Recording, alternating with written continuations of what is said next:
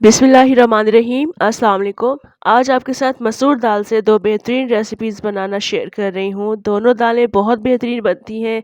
एक भरपूर जायका है इन दोनों दालों का। चावलों के साथ आप इसे खा सकते हैं, चपाती के साथ भी ये बहुत अच्छी लगती हैं। तो आपने ये रेसिपीज़ मुकम्मल देखनी है ताकि आप दोनों में से कोई सी भी दाल चॉइस कर सकें। तो चलें बनाना शुरू करते हैं। यहाँ पर एक पैन में सबसे पहले दाल को डाल देंगे। दाल मैंने आधा किलो ली है और इसको मैंने आधे घंटे के लिए भिगो कर रखा था साफ़ पानी के साथ। अब मैंने वही पानी के साथ इस दाल को एक पैन में ऐड कर दिया है। पानी हमने एक्स्ट्रा शामिल करना है ताकि दालें अच्छे तरीके से गल सके और थोड़ा-सा इसको इस तरह से ढक कर रख देंगे। जिस वक़्त दाल पकना शुरू होती है इसके ऊपर झाग आना शुरू होते हैं।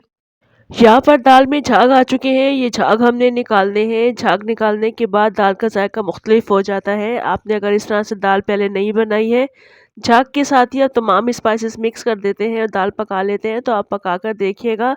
झाग हटाने के बाद दाल के जायके में बहुत फ़र्क आता है। तो तकरीबन मैंने झाग निकाल दिए हैं। अब हमने इसमें स्पाइसेस ऐड करने हैं। स्पाइसेस हम बाद में ऐड करेंगे क्योंकि फिर अगर हम झाग पहले निकाल देंगे तो स्पाइसेस भी साथ ही निकल जाते हैं। हल्दी शामिल की है, नमक शामिल कर दिया है, कुटी हुई मिर्ची शामिल करेंगे। इनको पहले मिक्स कर लेंगे। ये तमाम स्पाइसेस आपने अपनी मर्ज़ी से ऐड करने हैं जितनी दाल आप बना रहे हैं। तो इसको मिक्स कर दिया है। 1 टीस्पून लहसुन का पेस्ट ऐड करेंगे। अच्छे से मिक्स करके बिल्कुल हल्की आंच पर कवर करके रखेंगे ताकि ये दाल अच्छे से गल जाए। ये दाल बहुत जल्दी गल जाती है, तकरीबन 15 से 20 मिनट में ये दाल गल जाती है। तो अच्छे से इसको दोबारा से मिक्स करके दाल को घोट लेंगे।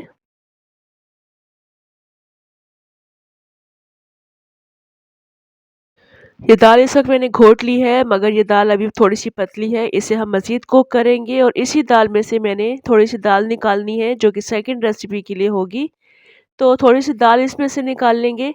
ये फर्स्ट रेसिपी आपने देख ली, यहाँ तक ये दाल बिल्कुल कंप्लीट है। यानी जो चीज़ें मैंने इसमें ऐड करके इसको पकाया है, बस इसको थोड़ा-सा कुक करना है, थोड़ा-सा थिक करना है और इसमें प्याज़ और घी का बघार लगा लेंगे। तो ये फर्स्ट रेसिपी है, दाल बिल्कुल कंप्लीट है।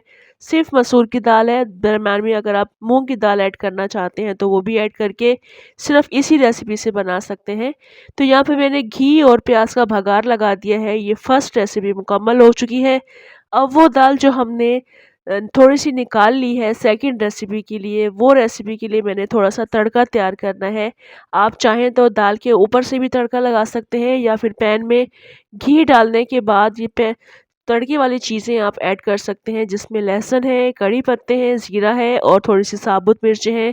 इनको चंद सेकंड्स के लिए कुक करेंगे क्योंकि जो लहसुन है वो बहुत जल्दी कुक हो जाता है। तो लहसुन को हल्का-सा ब्राउन करेंगे, तमाम चीज़ें बहुत अच्छे से पक जाएँगी इसके अंदर और उसके बाद हमने जो दाल निकाली थी, वो इसमें शामिल कर देंगे। ये सेकंड रेसिपी भी यहाँ पर कंप्लीट हो जाती है।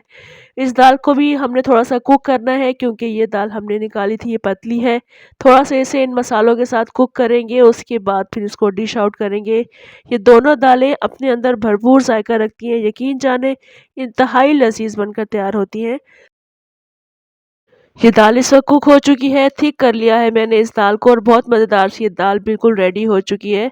तो बस अभी हम दोनों दालों को डिश आउट करते हैं। इस दाल के साथ कुटी हुई मिर्चों की चटनी बनाकर रखी जाती है, खाई जाती है। कुटी हुई मिर्चों के साथ आप ज़ीरा और लहसुन को पीस लीजिएगा। इस दाल के साथ बहुत मज़े की लगती है। अपनी मर्ज़ी की सैलेड और अचार के साथ इसको सर्व कीजिएगा। चाहे तो आप चपाती के साथ खा सकते हैं, चावलों के साथ भी बहुत मज़े की लगती हैं। तो रेसिपीज़ आपने दोनों देखी हैं, दोनों में से कोई सी भी आपने अपनी मर्ज़ी से रेसिपीज़ ट्राई करनी है।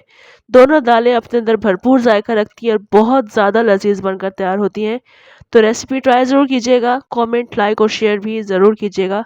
मुझे दें इजाज़त, इंशाल्लाह दोबारा आऊँगी अच्छी सी रेसिपी के साथ। अल्लाह हाफ़िज़।